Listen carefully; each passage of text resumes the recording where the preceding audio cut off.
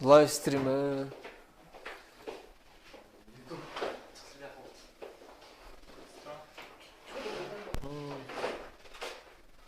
Звонок кылдың бай? Микрофон сонда қалды. Саламатсыздарбы? Сес барбы? Звук болса айтып койсоңуздар. Сес келиyormu? Сес. Звук. Боже. Çallık mı be? Çaldım. Var ya. Hayır kızlık var mı? Красавчик.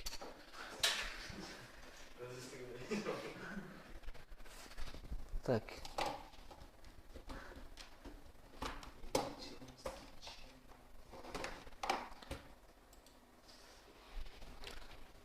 PowerPoint açılaylı bir. Так, бүгүнкү сабакта өткөн областной былтыр келген областной суроолордун экинчи күндүн 2 суроосу калган болчу, ошо 2 суроону чыгарабыз. Бурулуп кетти. Так. Экинчи күндүн 3-чү суроосу калган болчу. 3-чү суроосунда адамдар берилет, анан кийин вирустар берилет.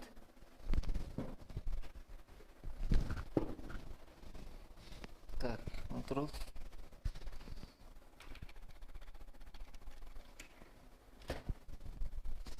Адамдар берилет, вирустар берилет. Так, мисалы 3 десе 3 адам бар, анан 3 вирус бар. Ар бир адамда ошол 3 вирустун кайсынысы бар болсо 1 деп жазылат, жок болсо 0 деп жазылат да. Мисалы 1, 0, 0 десе, биринчи адамда биринчи вирус түрү бар, экинчи вирус түрү жок, үчүнчү вирус түрү жок. Мисалы 1, 1, 1 болсо, бул экинчи адамда 3 вирус тең бар, жашайт баягынын ичиндечи. Түшүнүңөрбү? 0, 1, 0 болсо, үчүнчү адамда экинчи вирус бар, калган вирустар жок да. Түшүнүңөрбү? Анан бизге ар бир адам вирус деген бул мындай вирус деген сөзсүз ооруйт деген нерсе жок. Кээ бир вирустар оорулуу болот, кээ бир вирустар оорутпайт да. Ар бир адам ооруйт же оорубайт деген нерселер болот. Эгерде ооруйт болсо 1 берилет, оорубайт болсо 0 берилет. Түшүнүңөрбү? Мисалы, мына биринчи адамдыкы 0 болсун. Бул адам оорубайт. Экинчи адамдыкы 1 болсун, ооруйт. Үчүнчү адамдыкы 0 болсун. Бая мисалда ушинтип берилген. Биринчи адам ооруйт, экинчи адам оорубайт, үчүнчү адам оорубайт. Биринчи адам оорубайт, экинчиси ооруйт, үчүнчүсү оорубайт да. Ошондо биз кайсы вирустар оорулуу вирустар, кайсылар оорулуу эмес вирустар, кайсы вирустарды биле албайбыз. Ошолорду чыгарып беришибиз керек. Бул жерден да чалып көрсөңүздөр болот. YouTube'da. Так.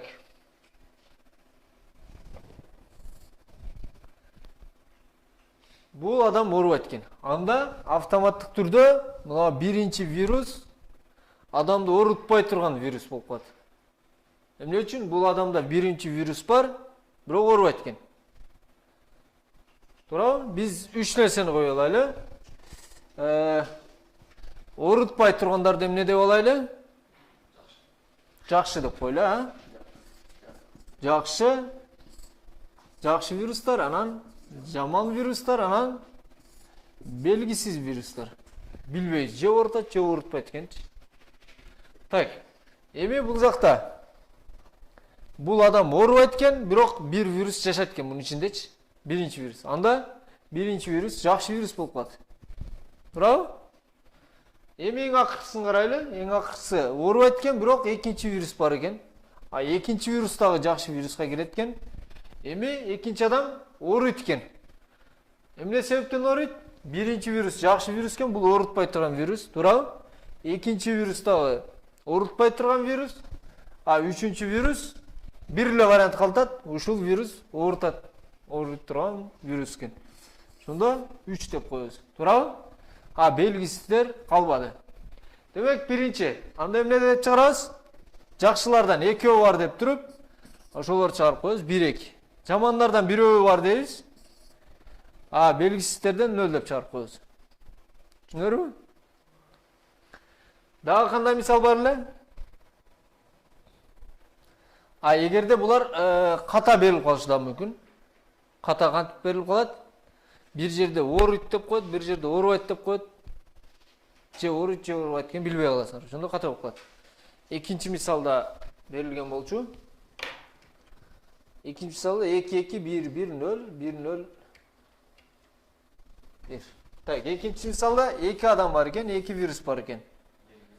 1-1-0 1-0-1. Так, эми бул жерде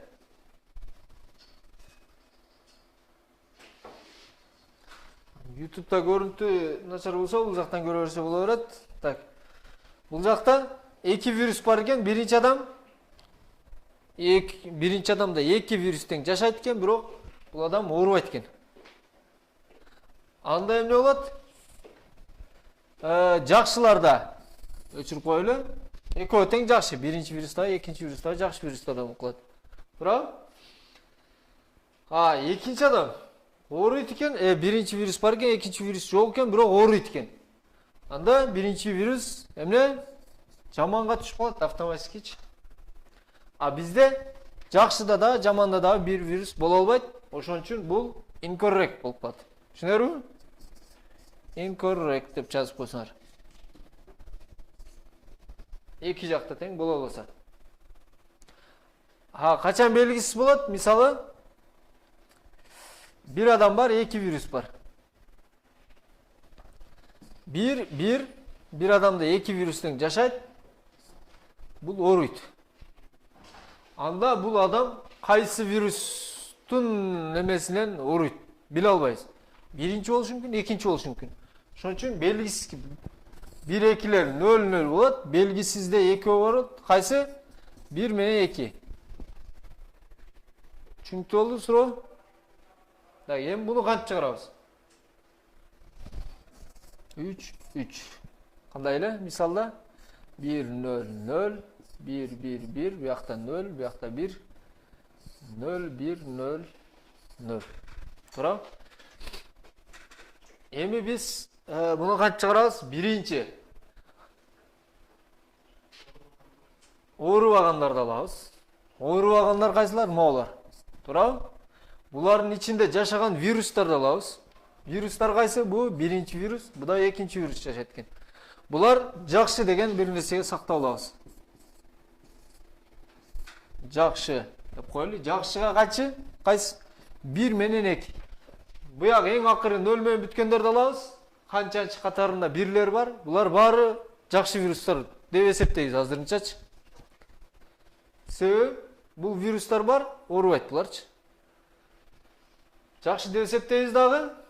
Эми башкаларда ушул вирустар болгондорду 0 кылып коебуз. Мына биринчи, экинчи вирустар бар, анда биринчи, экинчилерди 0 кылып коебуз дагы. Эми биякты карайбыз. Эми бирлерди карайбыз. Бирлер кайсылар? Бул эле болот. Буда кайсы? Бир эле оору бар экен. Эгерде 2-1 калып калган болсо, бул белгисиз болуп калат. Туурабы? Эгерде бирөө эле калып калса, анда жаманга кошуп коебуз мунучу. Жаманга кайсын коштук? 3-тү коштук. Ушинтип бир эле биринчи нөлдөрдү карап чыгабыз. Нөлдөрдүн ичинен жакшылар чыгат. Жакшылар 1-2 болду. Калган башкалардын баарынын ичиндеги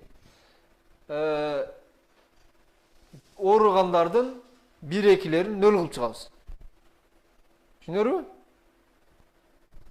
Анан эң аягында жакшыга дагы, жаманга дагы кирбей калгандар эмне болуп калат? Белгисиз болуп калат. Мисалы 5 вирус бар дейли. 1-2 жакшыга кирсе, 3 жаманга кирсе, анда 4 менен 5 белгисиз. Түшүнөрбү? Так, баягында ката качан берип калат? 2 кайсы деле? 2 2 ушул деле. 1 1 1 1 1 0 1 0 1 дегенде. Эми карайлы. Качан ката болуп калат? Так, 0 оорубаган адам 2 вирус тең бар. Анда жакшыга кайсы? 1 2 кирет. Туурабы? Эми 1 2лерди 0 кылып чыгабыз. Бияктагыларды. Башка оорубаган адам жок. Муну 0 кылдык. Эмне болду? Бул жакта вирус жок эле ооруган болуп калды, баягы адамчы. Без вирус оору.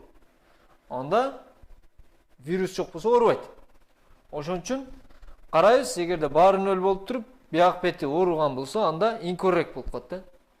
Түшүнөрбү? Буну кандай кылабыз? Так, 3 сет ачып алабыз. Сет. Сет дегенде биринчи жакшы дегенде ачып алабыз. Жакшы. Так, монун ичинен жакшыларды алабыз. Ар бир эң аягы 0 менен бүткөндөрдү карайбыз. Бул жакта кайсылар 1 болсо, мисалы биринчидеги 1 болуп турабы, анда 1ди жакшы деген сетке кошуп алабыз. Анан бул жакта экинчидеги 1 болуп турабы, 2ни кошуп алабыз. Түшүнөрбү? Анан бул кийин ушул сеттин ичинде кайра бирлерди текшеребиз. Бирлерде мисалы биринчи 1, экинчи дагы, үчүнчү дагы 1. Бул биринчи жакшы деген сетте барбы? Болсо анда буну 0 кылып коебуз. Экинчи дагы жакшы деген сетте барбы? Болсо анда буну дагы 0 кылып коебуз. Үчүнчү жакшы деген сетте барбы? Жок. Анда бул 1 бойдон кала берет. Эми карайбыз, эң аягында ооруп атат, бунун ичинде 1 эле 1 калып калса, анда ошол вирус оорулуу вирус болуп калат.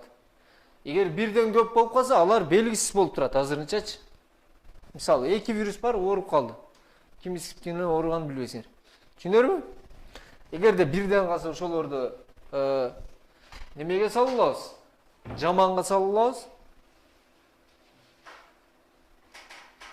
Эгерде вообще 0 болуп калып калып туруп, буягы 1 калып калса, анда сразу incorrect деп чыгарып коебуз. Болду, ошондой кылабыз дагы биз. Жакшыларда, анан жамандарда болбогон жакшылардын сайзын чыгарабыз, сеттичи. Анын ичиндеги бүт элементтерди чыгарабыз. Жамандардын сайзын чыгарабыз, бүт элементтерди чыгарабыз. Калганы канча болуп калат? N минус жакшылардын сайзы минус жамандардын сайзы болуп калат. Калганычы белгисиздерчи. Туурабы? Ушуну чыгарабыз дагы. Буда дагы болбогондорду чыгарып коебуз. Аны кантип коебуз? For дейбиз. I барабар 1ден I N'ге чейин коебуз. Эгерде ошо I жакшыда да, жаманда да жок болсо, анда чыгарып кой деп чыгарып тура беребиз. Түшүнөрбү? Болду. 2 сет колдонот экенбиз да ошондо. Шейми?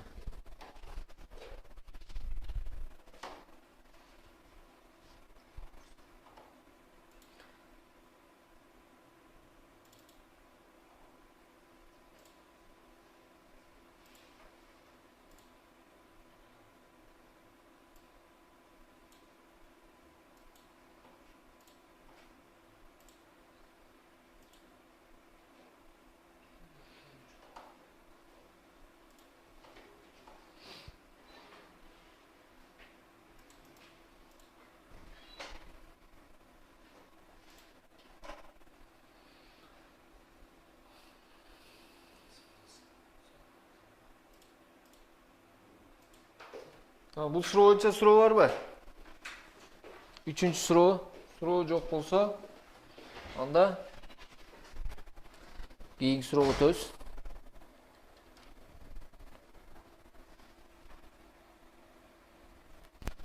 Кийинки суроодо доклад. Өткөндө түкүлгөн. Так. Докладтар берилет. Бул докладты чыгарыш керек. Принтерден чыгарыш керек да. Анан бизге принтерлердин саны 4. Мисалы бул 4 принтерлердин саны 5. 5 кагаз чыгарышыбыз керек. Биз анан ар бир принтер канча кагазды канча сомго чыгарат. 5 кагазды 5 сомго чыгарат. Бул 2 кагазды 3 сомго чыгарат. Бул 5 кагазды же 2 сомго 3 кагаз чыгарат. Туурабы? Тескеринче. 5 сомго 5 кагаз, 2 сомго 3 кагаз, 5 сомго 10 кагаз, а 1 сомго 1 кагаз чыгарат да. Биз 5 кагазды моолардын принтерлерди каалаганча колдонобуз, эң арзан баада чыгарышыбыз керек. Так.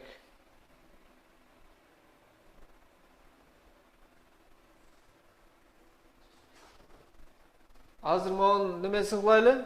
Убакыт калып калса кодун жазабыз. Разборун кылып коелук, убакыт калса кодун жазып коебуз. Так.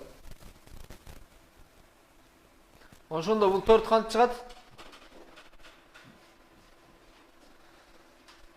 4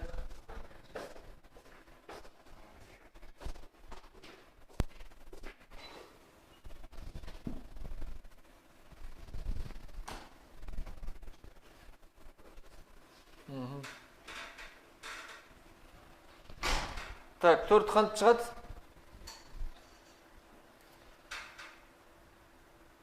Мындай алсак болот. 5 кагазды 5 сомго сразу чыгарсак болот. Анда 5 сом болуп кетет. Же 5 сомго 10 кагаз.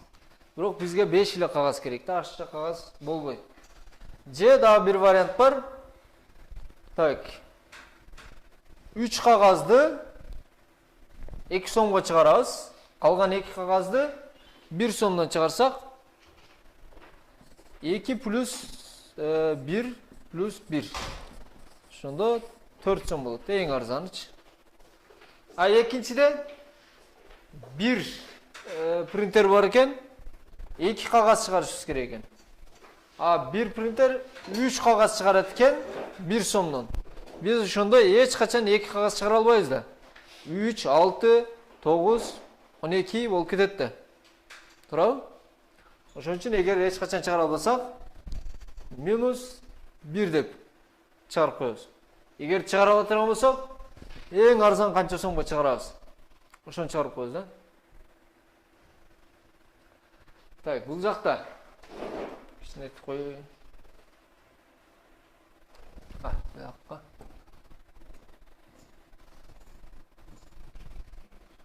Кичине этип коеюн.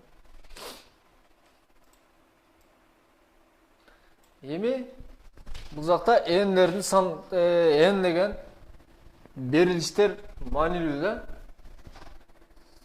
N деген эмне? N деген принтерлердин саны. Канчага чейин болот экен? 100 миңге чейин болот экен. K деген эмне? Биздин чыгара турган кагаздын саны. Бул канчага чейин болот экен? 10-дун 9-чу даражасына чейин болот экен. Анан CI, PI. CI эмне? Акчасы канча сомго, page, PI деген page, канча бетти канча сомго чыгарат. А булар 200ге чейин болот.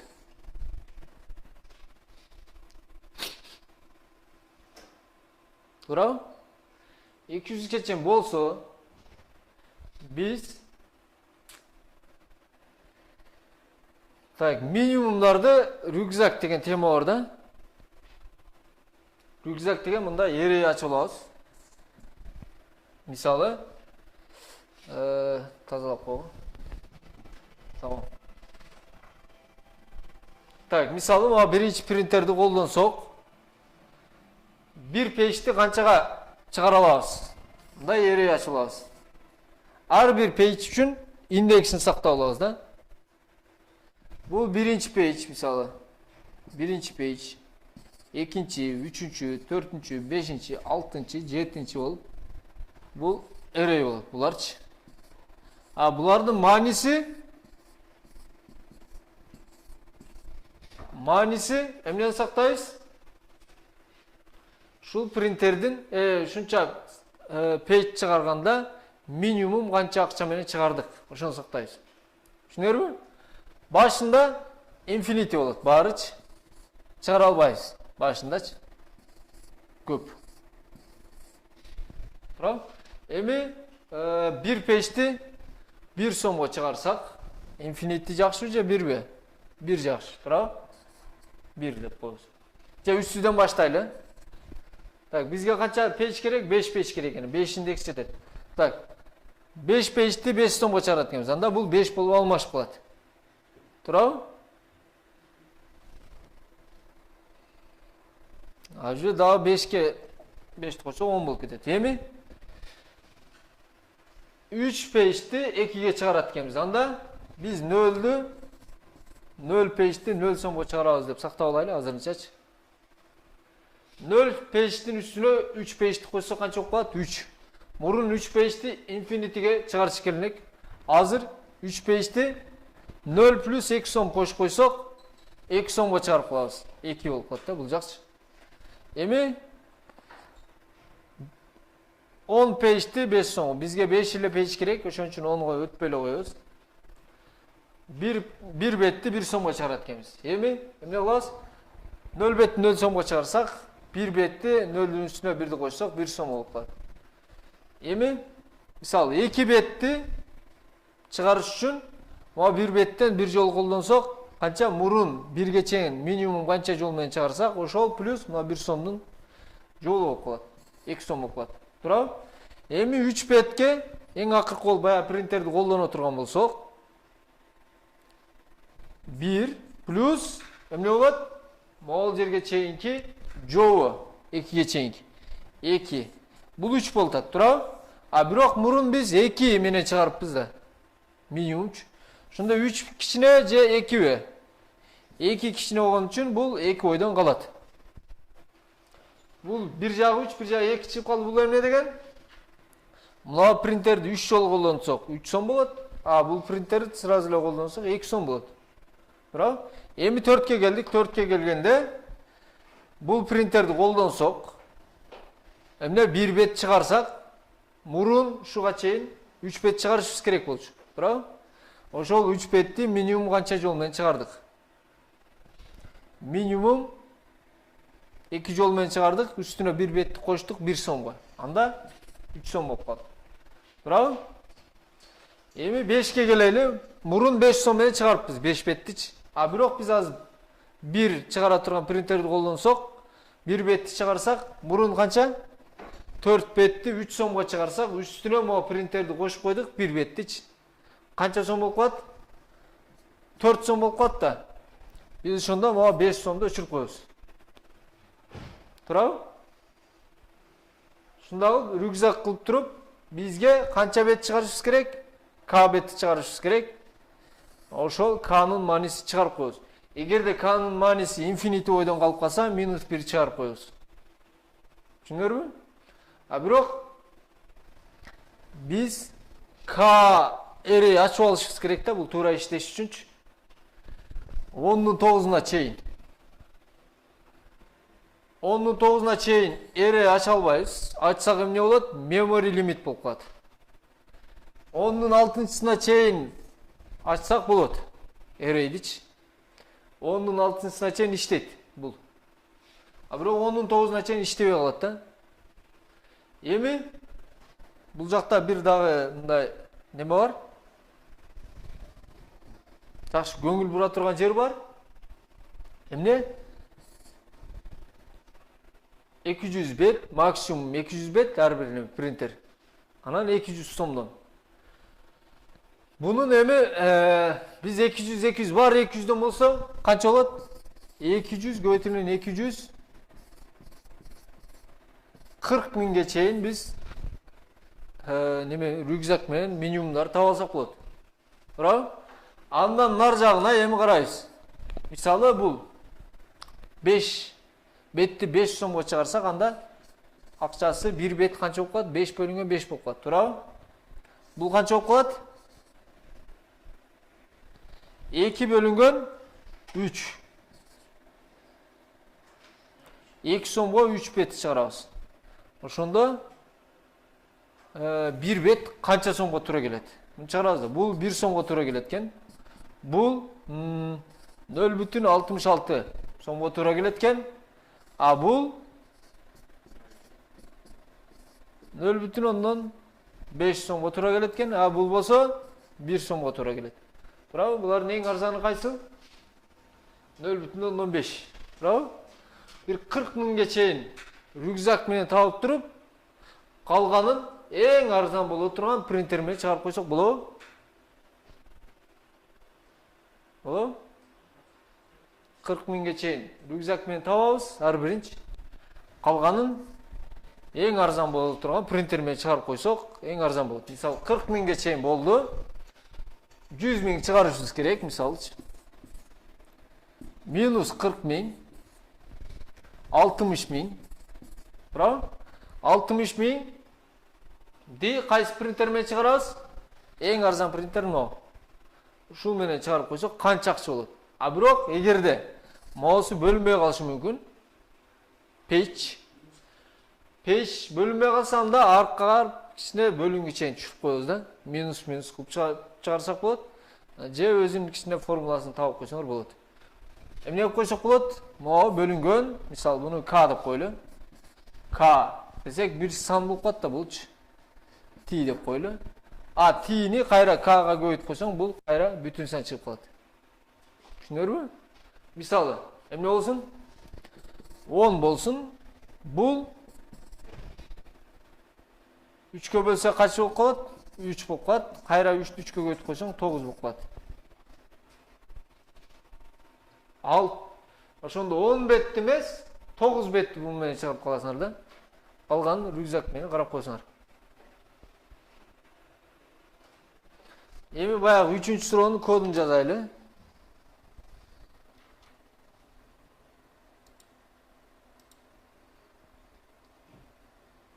Экран gözükmüyor.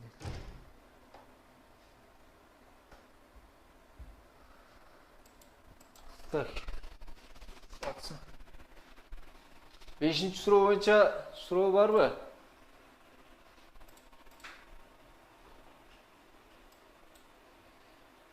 Kodunu жазабыз. Adamların sаны берилет, биякта бир кайталап коелу.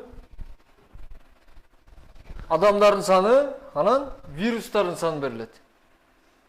Же вирустардын саны, анан адамдардын саны берилет экен. Биринчи эмне кылабыз? Оорубаган адамдарды алабыз. Оорубагандардын бир болгондорду жакшы вирустар деп буларды сетке салып алабыз. Нөл аягы нөл менен бүтүп туруп, биякта биринчиде бир турабы, анда бирди сетке салып алабыз. Дагы бул барбы? Анда буну сетке салып алабыз. Ошондо бизде биринчи менен экинчи жакшы вирус болду. Анда үстүндө колдонгон оорулуулардын биринчи экинчилерин нөл кылып коебуз. 0-0-1-1 болду. А бул оориткен, 1-1 калды. Анда бул жаман вирус болуп калат. А эгер бирден көп бир калып калса, анда белгисиз болуп турат азырынчачы. Эгерде бул полный 0 болуп туруп, бул 1 калып калса, анда эмне болот? Incorrect болуп калат. Шуну жазып коебуз. Ачсаң.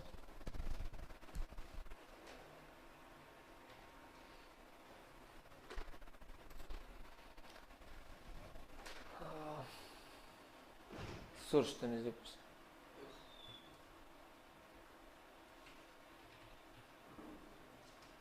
C++ işliyor olanı yok da.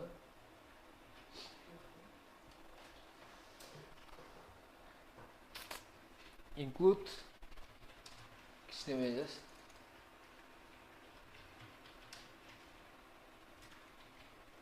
Bits istedi C++ H. Biraz şunu yapalım da.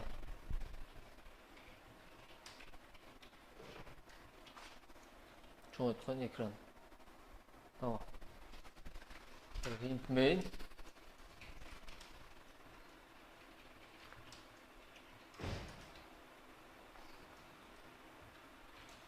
Set деген good, bad деген эки сет алайлы.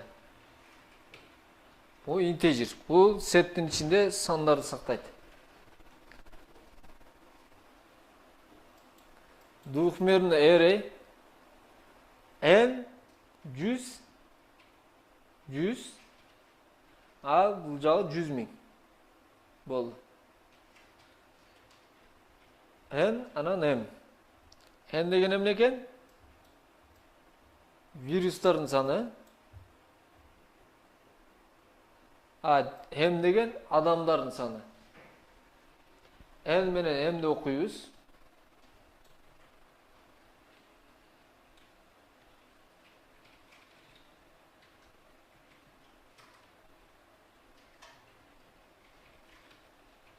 Анан бул деп алайлы, булардын жаныначы. Оруйт же орубайт депчи.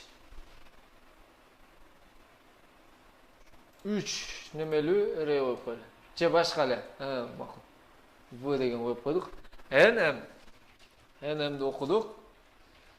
Так, for ар бир адамдын эмнесин кирип чыгарабыз? Анализдерин киргизип чыгабыз.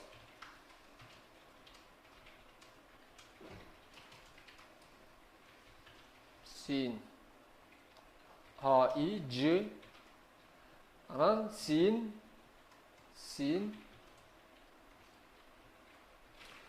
I болду. Эми ушунун ичинде эле текшерип койсок болот. If vi барабар 0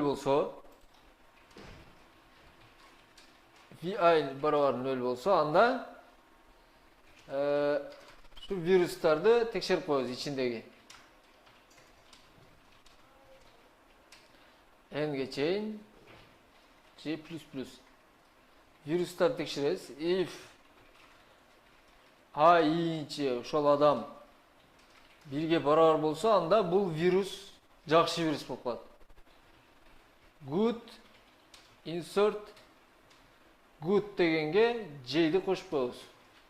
J'инчи вирусту кошуп коебуз. Түшүнөрбү? Эми кайра форманы текшерип чыгабыз. I барабар бирден I канчага чейин? I++. Так. If vi барабар 1 болсо, бул оорулуу вирус болот, Мунун ичиндеги эмнелерди? Good'тарды өчүп чыгабыз. Good'тарды эмес, бирлерди өчүп чыгабыз. For teacher J барабар 1ден баштап J M'ге чейин. M'ге чейин, J N'ге чейинби? N'ге чейин, туура. If эмне? I J барабар 1 жана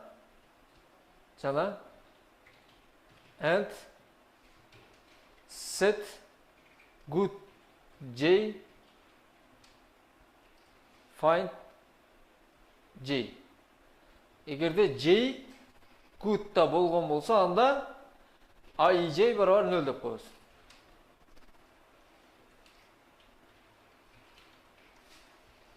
J барабар 0. Ушулардын арасында эми канча чыкканын карап коелу. Counter if дейбиз. I J барабар 1 болсо, counter plus индексин да сактап коелу. Эгер бирөө эле калып калса, ошону вируска бетке салып коебуз. Индекс жөн эле коюп коелу. Индекс барабар J. Так. Эми if counter барабар 0 болсо, анда incorrect. Cout incorrect.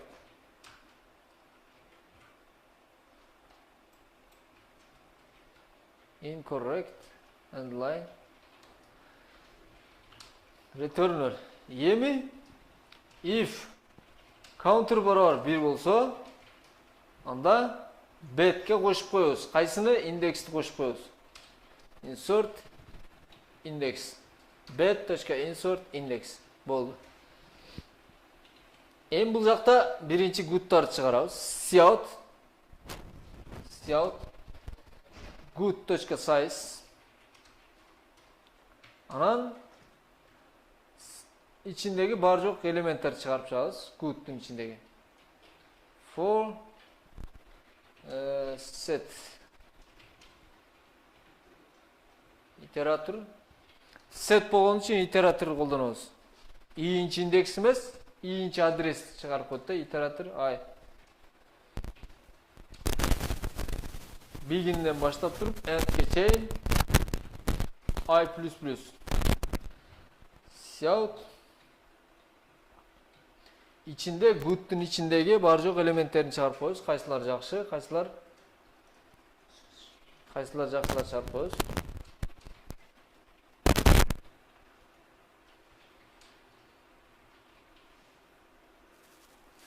Эми куду эле шуну алабыз дагы.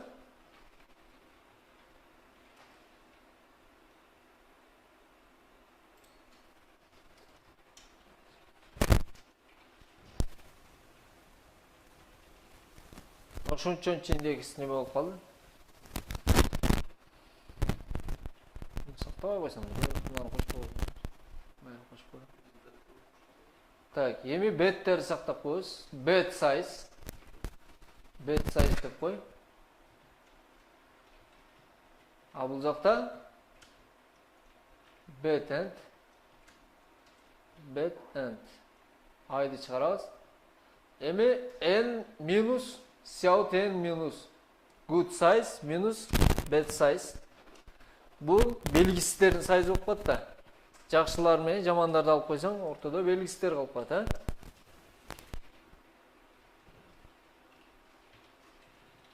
Integer.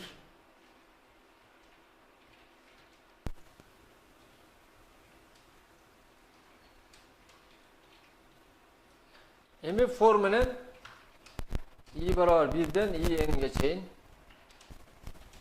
ар бирин текшерип коебуз. If use it. U деген могул жерде эгерде betте же good'та боло турган болсо 1 кылып койдук. А болбосо эч кайсысына кирбесе 0 бойдон калат, анда i'ни чыгарып коебуз.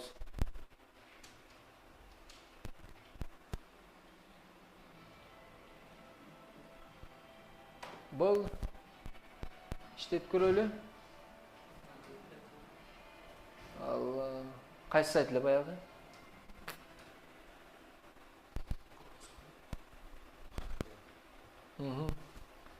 Компилятор дағы оңырлеген, дағы алып отыр.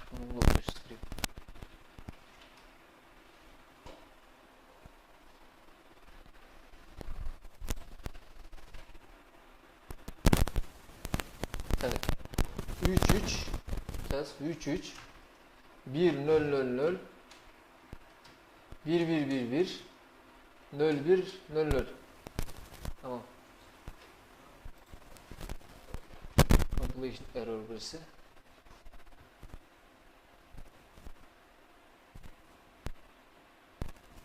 Так.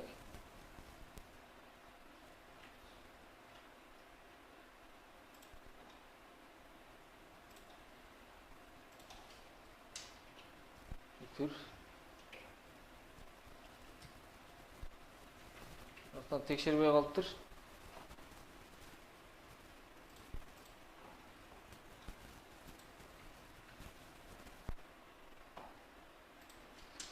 Üç 1 1 0 0 0 1 1 1 1 0 1 0 0.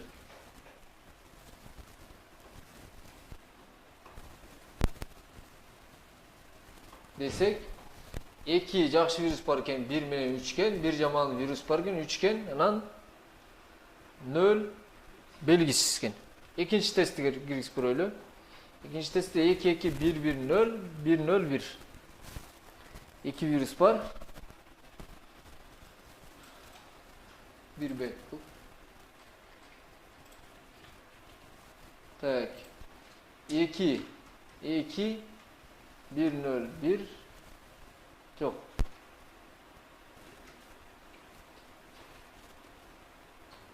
Vay 2 2 1 1 0 1 1 0 1 0 1. Bu incorrect деп çıkış gerek ha? Incorrect деп çıkardı. Tura. Hem 3. test tekşirip koyulu. 2 1 1 1 1.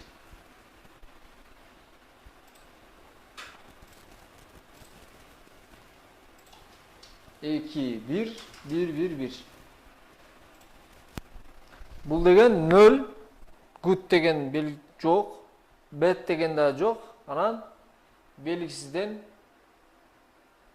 0, 0, анан белгісізден 2 бар. Қайсы? 1 мен 2, 2 тең белгісіз. Түсінерме? Шундай коду шундай жазылады. А бұны қаласаңар жөнөтүп коебуз почтаңарга. Шол жактан карап, set деген эмне шундай нерселерди үйрөнсөңөр болот.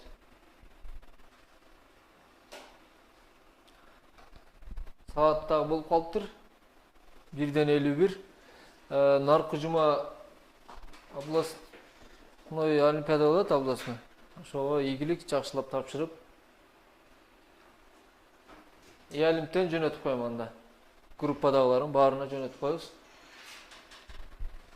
Башка суроолор барбы?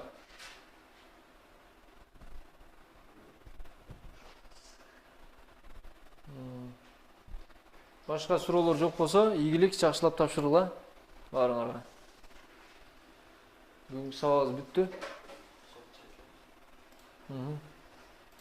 Стоп коебуз. Кимдер отурат? Кадамчы.